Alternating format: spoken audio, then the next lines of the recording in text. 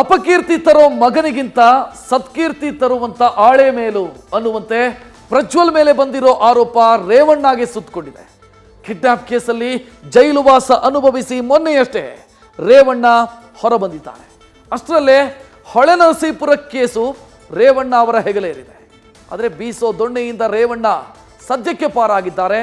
ಲೈಂಗಿಕ ಕಿರುಕುಳ ಕೇಸ್ನಲ್ಲಿ ದಳ ನಾಯಕನಿಗೆ ತಾತ್ಕಾಲಿಕ ರಿಲೀಫ್ ಸಿಕ್ಕಿದೆ.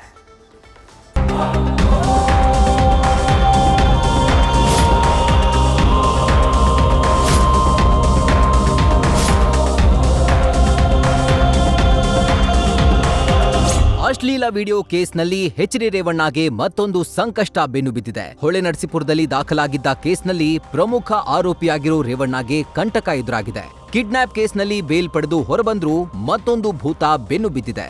ಸದ್ಯ ಈ ಪೆಡಂಭೂತದಿಂದ ತಾತ್ಕಾಲಿಕ ರಿಲೀಫ್ ಸಿಕ್ಕಿದೆ.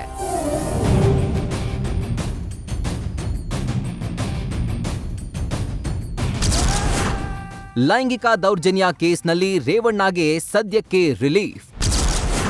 ನಾಳೆ ಮಧ್ಯಾಹ್ನ 3 ಗಂಟೆವರೆಗೂ ಬೇಲ್ ಕೊಟ್ಟ ಕೋರ್ಟ್.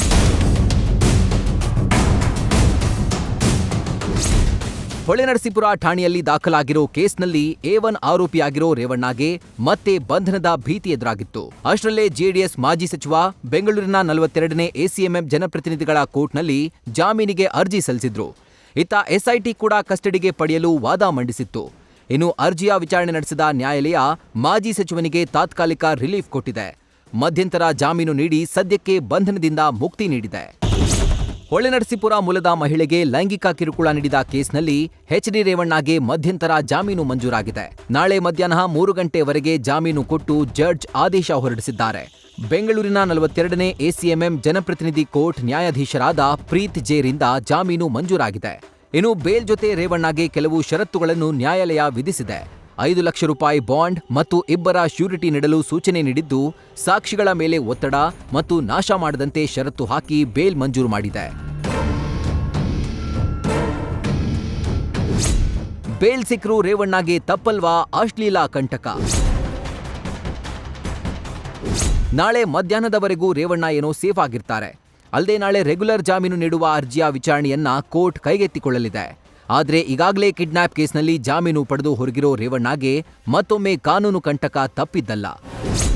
ಶಾಸಕ ಎಚ್.ಡಿ. ರೇವಣ್ಣ ವಿರುದ್ಧದ ಕಿಡ್ನಾಪ್ ಆರೋಪ ಕೇಸ್ನಲ್ಲಿ ಮತ್ತೊಮ್ಮೆ 2ನೇ ಆರೋಪಿ ಸತೀಶ್ ಬಾಬುರವರ ತೀವ್ರ ವಿಚಾರಣೆ ನಡೆದಿದೆ. ಈ ವೇಳೆ ಸತೀಶ್ ಬಾಬು ಒಂದಷ್ಟು ಮಾಹಿತಿಯನ್ನ ಬಾಯ್ಬಿಟ್ಟಿದ್ದಾನೆ.